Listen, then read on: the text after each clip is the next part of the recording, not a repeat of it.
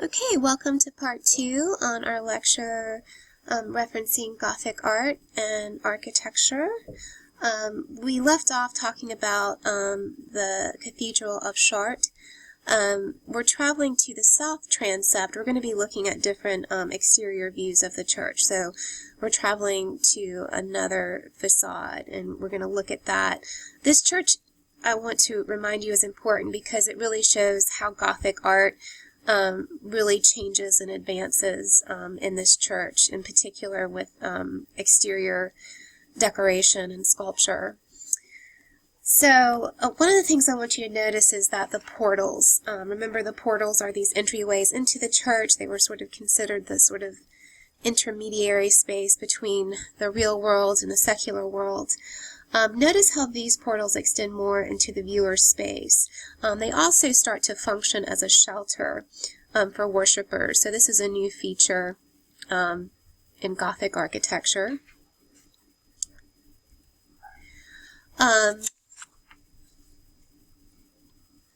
One of the other forms of exterior decoration, in addition to the tympanum, let me go back. So in addition to this tympanum that we studied last time, there's also these figures called jambs, or jam figures. These figures stand on a corbel and break away from the column. Let me show you a close-up. So here they are. See how they're standing, and they sort of break away from this sort of column sort of composition that we saw with the earlier west facade of Chartres. They break away from that column or cylindrical shape. They're a bit more lifelike than the earlier figures that we studied from the west facade. So here we are starting to see this move back towards classical features related to depicting the human body. The figures are a little bit more three-dimensional. There's a sense of, a body underneath this drapery. They're breaking away from that sort of stiff column form related to the architecture of the building.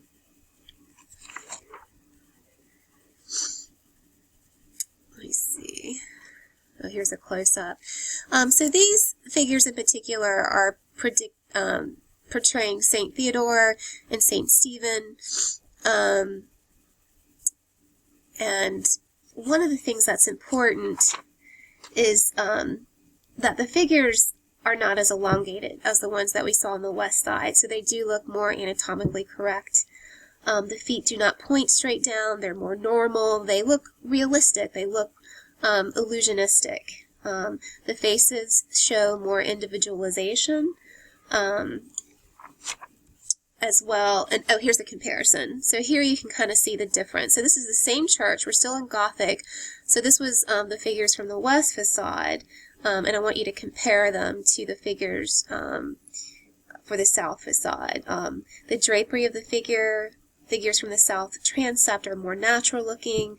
And even with this figure, there's a sense of contrapposto. It's not true contrapposto, but the way that belt is at a slight angle makes it seem like he's sort of, jutting his hip out, sort of in a contrapposto stance. So again, this is really important. We're seeing this move back towards this sort of classical interpretation of the human form.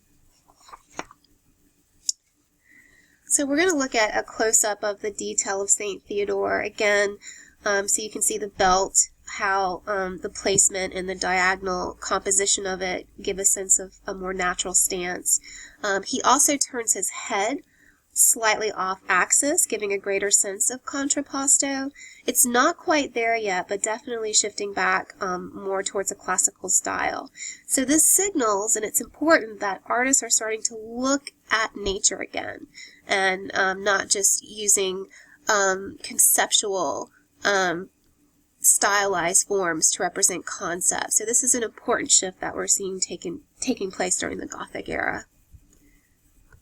So what we're looking at is a reconstructed diagram drawing of Chartres Cathedral. And again, you need to note the important architectural features. Some of these you looked up in your vocabulary. One of the new features we're going to talk about is something, an architectural design called a flying buttress. And this is really important in terms of Gothic architecture. It's a specific form of buttressing most strongly associated with Gothic church architecture. So the purpose of any buttress is to resist the lateral forces pushing a wall outward, which may rise from stone vaulted ceilings or from wind loaded on roofs, by redirecting them to the ground. One of the innovative architectural features that happened during the Gothic period was the flying buttress. A flying buttress helped to create more thin, transparent walls. It also allowed for builders to push the ceiling even higher, and really emphasizing this idea of verticality and having the structure rise towards heaven and therefore be closer to God. So these are the areas where number 9, these flying buttresses. So the reason why, this is part of the reason why Romanesque churches had to have thick, heavy walls, because the flying buttress hadn't been invented yet, and so the walls had to be supportive. They couldn't have a lot of glass, and they couldn't make the walls too tall, otherwise it would have collapsed under its own weight. And that's why in Romanesque interiors you see like these very large supportive piers. What the flying buttress does is it allowed these piers to kind of be on the outside of the exterior of the building, and they just sort of reinforce that wall and allow more of the wall to be taken away for the use of windows and a more dematerialized effect. So, as usual, you will be responsible for, also in addition to IDing the exterior and interior of these structures, you also need to be familiar with the floor plan. So this is the floor plan of Chartres Cathedral, so please study it. But again, you can see the openness of it, with this vaulting and this ribbing system that they're incorporated. The space is very open. And very different than the Romanesque churches that we studied, where things would be very compressed and compartmentalized and divided. Here it's very tall and open and airy and lots of light. So here's the interior the interior of what the church looks like. And they use something called 4-part vaulting. So you can sort of see this ribbing or vaulting right here. The space and light seemed uninterrupted as your eyes sort of moved to the altar. So again, you can, as you entered this building, your view wasn't obstructed. You could easily just immediately see that viewpoint or that focal point of the altar. Gothic designers and builders did not want to break up the space and compartmentalize it as they had to do with Romanesque churches. This new Gothic space had a sense of soaring upwards and really reflected this idea of being closer to God. Note these extravagant stained glass windows. We're going to be looking closer at these, but really, a lot of this wall space has been sort of taken away from, and so you have like these pointed arches. You have this little triforum right here. This used to be a second-story gallery in a Romanesque church, but it's a smaller space now, and this allowed for a much larger, clearer story and this beautiful stained glass work. Here's a better detail of the windows at the third story, clear story. So you can see that what these are called are lancet windows. So there are 2 lancet windows next to each other with a little rosette above. So very ornate and extremely just brilliant, if you can imagine the light sort of pouring through this stained glass. So we're going to look closely at one of the windows. This is called Virgin and Child and Angels. It's part of one of the lancet windows from the Notre Dame. in Chartres Cathedral.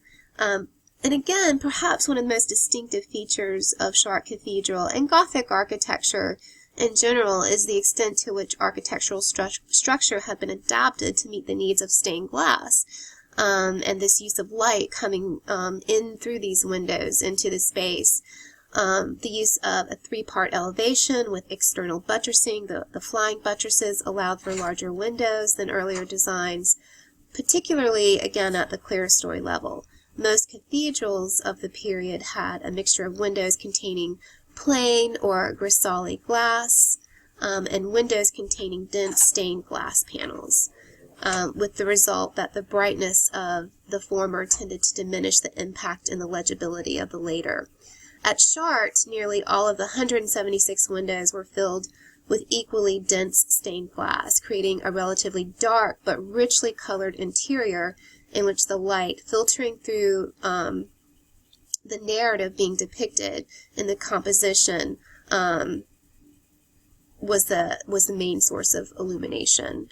So in addition to the aesthetics of stained glass and them being these beautiful images with light coming through the glass and the effect it had on the interior, they were also symbolic, and you want to think of them as symbolic windows that were the main source of illumination for these churches.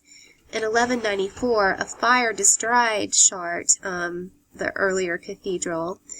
Of the 12th century windows that survived, only this figure of Mary and the large windows at the west end were the only ones deemed worth reusing when they rebuilt the church. The image of Mary has for centuries been an object of special veneration, and since the 15th century had been known of Our Lady of the Beautiful, and since the 15th century has been known as Our Lady of the Beautiful Window.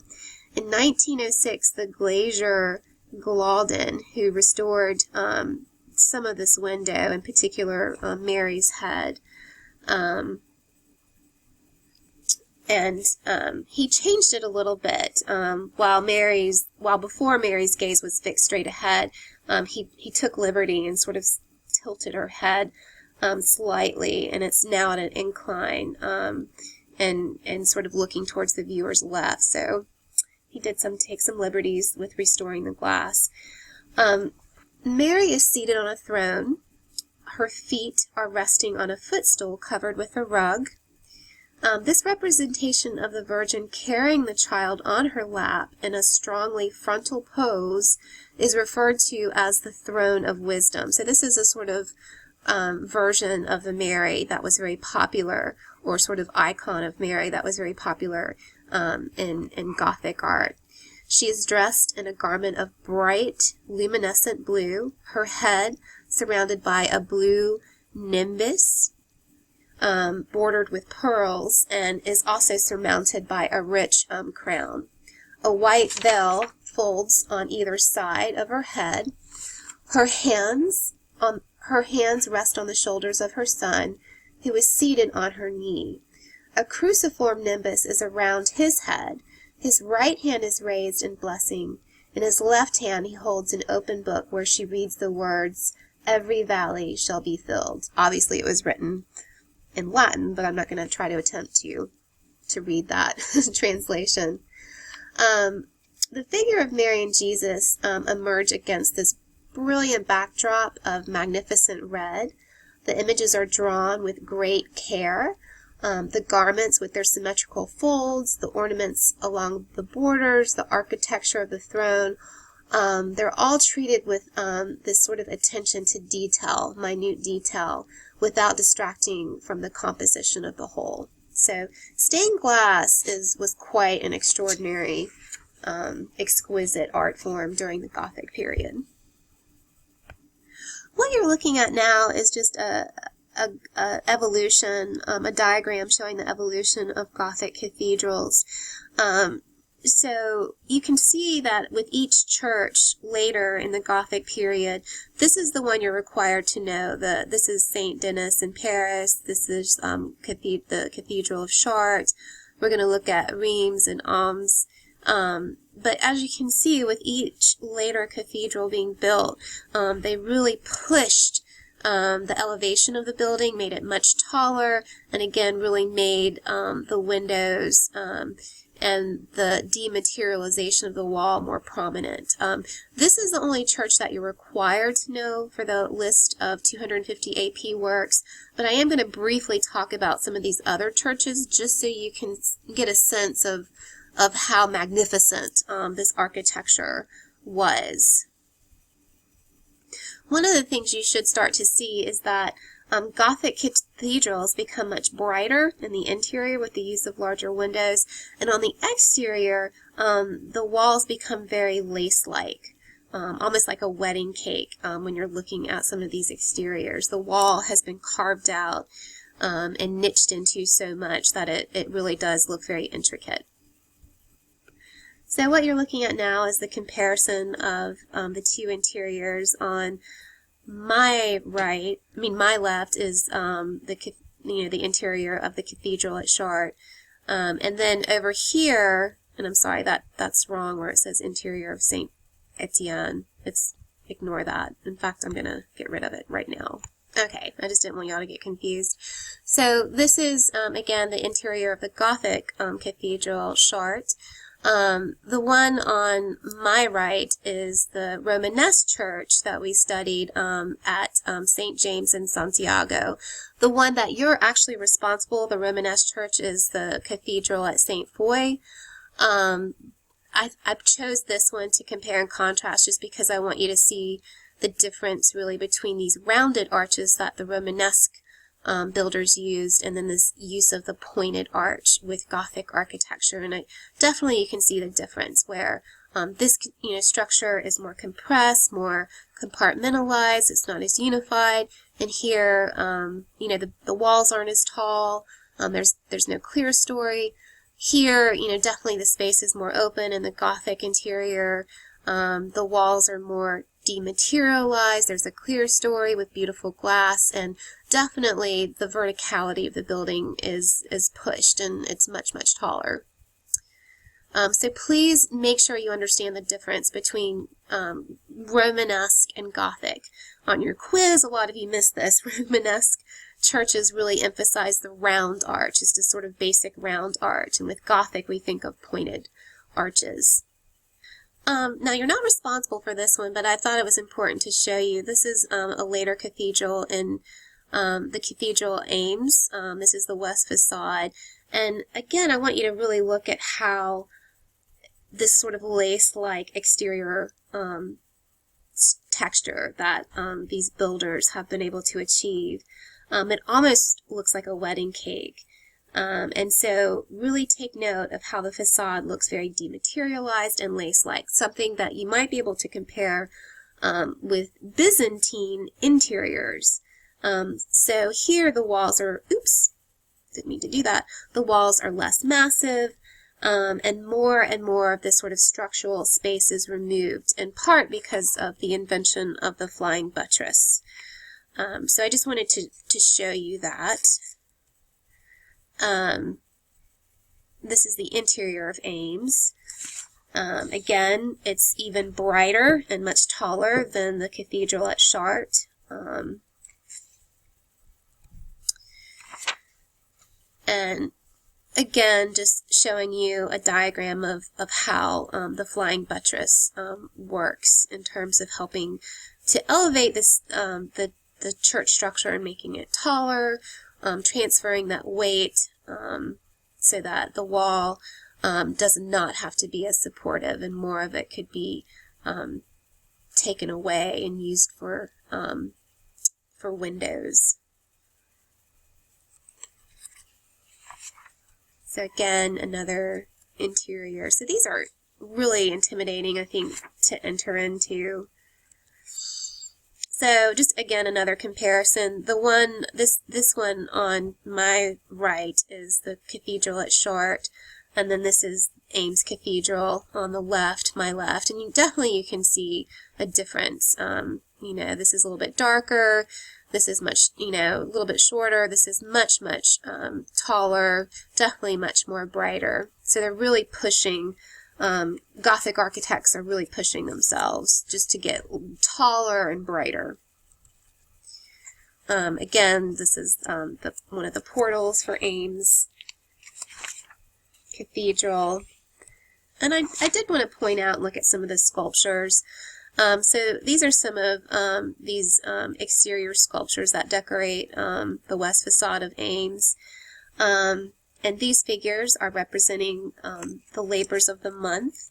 And I just wanted to, again, show you that progression of the depiction of the human form. So this is a detail of one of those figures. Again, note how much more three-dimensional the figures are becoming. And also look at how his arm is extending into a blessing and breaking away from the architecture. Again, the drapery is more realistic, more classical, and the incorporation of this canopy over his head indicates this sort of attention to space, and in particular illusionistic space, that he has his own space and he's like this realistic figure standing in our space. So again, this move towards much more classical interpretations of the human form. And then Reims Cathedral, again, very, very intricate, very detailed. We're going to be looking at some other sculptures. So again, just showing you the comparison of the exteriors. So this is the exterior of Ames. This is Reims Cathedral. So again, much more elaborate, much more decorative exterior ornamentation. And again, this sort of dematerialization of the exterior wall, and very lace-like. And then the portals. Even the portals have become so extravagant with this incorporation. Here you can see the tympanum, which normally contained relief sculptures, have now been replaced by these beautiful windows, rosette windows over the doors. And then the sculpture has been moved up towards the lancet windows and the gable of the church architecture. And there's a detail of it.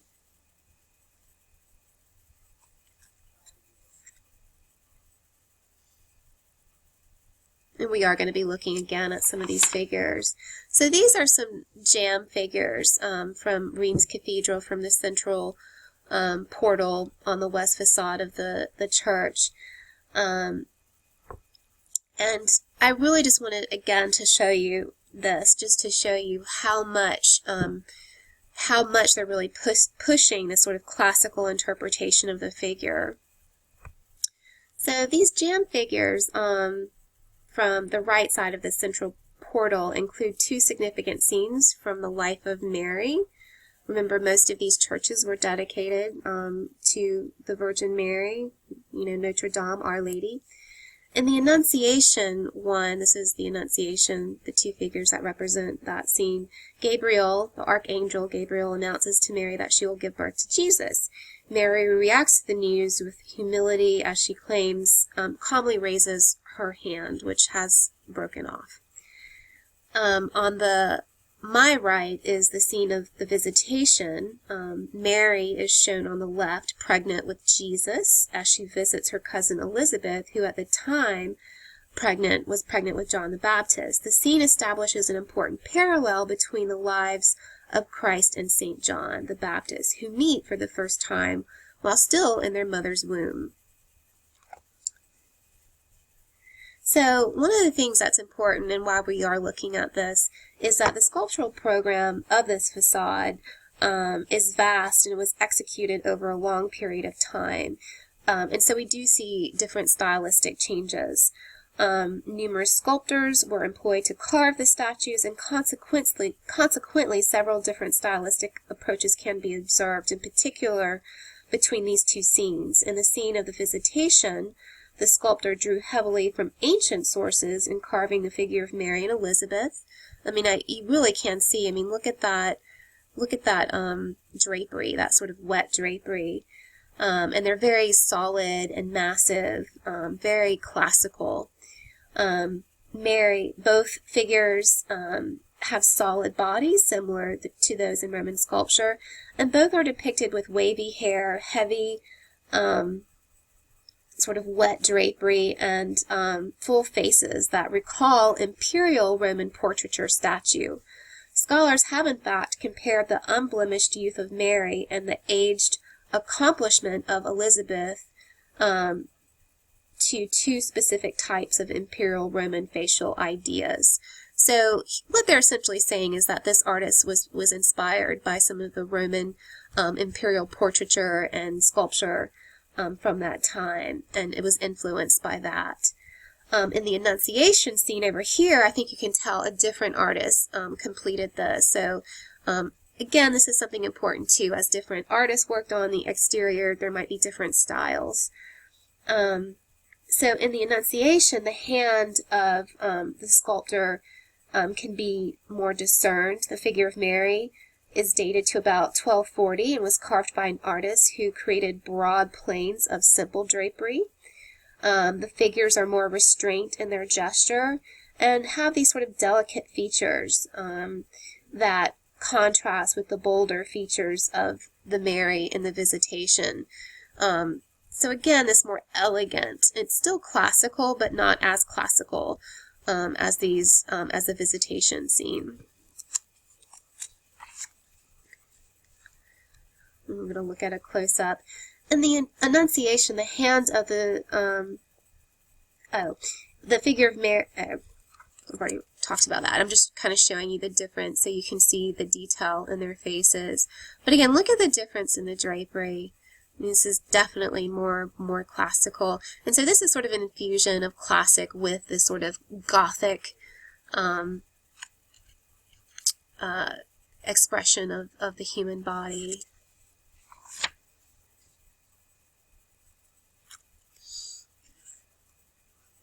So actually, this figure, okay, so these two figures are done by one artist. This figure of Mary is done by another artist. And then the figure, the Archangel Gabriel, is done by a third artist. And it's dated to about 1250. This figure is tall, so it's even taller and more graceful and elongated with a very small, fine-featured head. And sort of has this sort of little, cute, precious expression. His hairdo is painstakingly carved, and his gesture reflects an aristocratic manner or gesture that would later come in to characterize something called the International Gothic style. So this is what is starting to form, and what will happen is this style called International Gothic, where it's this infusion of this sort of French Gothic, these elongated sort of serpentine figures with some classical elements. The drapery a bit more simplified. There's still a sense of the body, but definitely more elegant and elongated, and then the face a little bit more petite and delicate. So I thought it was important just to show you that, because I think it's interesting. Again, this isn't one of your 250 works, but it should be, I think, and I wouldn't be surprised if the AP College Board somehow threw this out to you or asked you to maybe compare and contrast these figures based on your knowledge of Roman sculpture and Byzantine art and early Christian art. So I think you can see here with the Annunciation figure, in particular with the figure of Gabriel, we do see some Byzantine characteristics. So remember, with Byzantine art, we're looking at the mosaics from San Vitale and Ravenna in the Roman Empire, or what used to be the Roman Empire. And again, with Byzantine characteristics, the figures were very tall, slender, sort of elongated figures, and the drapery depicted as swinging and these sort of lyrical folds. So it's sort of this fusion of Byzantine. So International Gothic is sort of this fusion of maybe Byzantine stylistic conventions with classical conventions. Also, something to note is that the figures are all off axis, so there's a sense of contrapposto. The drapery has weight and gravity.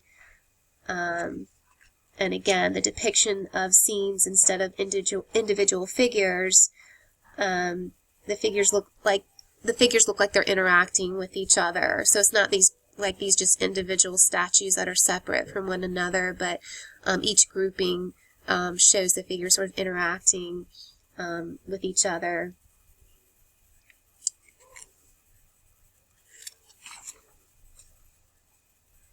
And also, just to emphasize the classical style, in the visitation scene, the figures are actually portrayed wearing togas, so their actual cloaks or garments are actually Roman-style togas.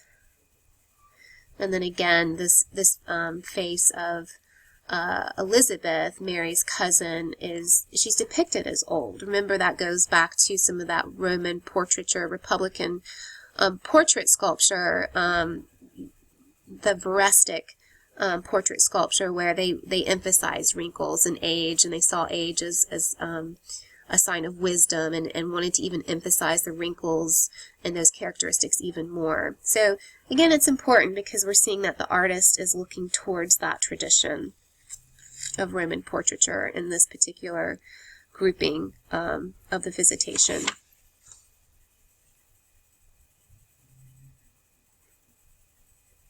So I showed you this because, again, these statues reflect a contemporary focus on the figure of the Virgin Mary in terms of the subject matter for the exterior of these churches, and also it served as an example, a really good example of the different stylistic approaches taken by various artists who worked on the facade. Briefly, you don't have to know this, but I just wanted to show you, this is the interior of the Cathedral of Reims and the floor plan. Again, notice how tall it is and the use of light and this extraordinary rosette window in the apse of the structure. And again, just really, I want you to sort of understand this this progression of Gothic architecture, where it really is pushing the height of these structures, the verticality, and then sort of the dematerialization of the exterior, and then this use of really tall windows and light and stained glass.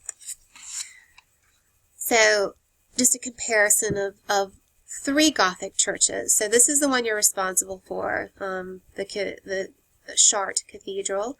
This is Ames, and then this is the Cathedral of Reims. And it goes from my left to my right. All right, so in our next unit, part 3, we'll be looking at Gothic sculpture and painting and moving away from architecture.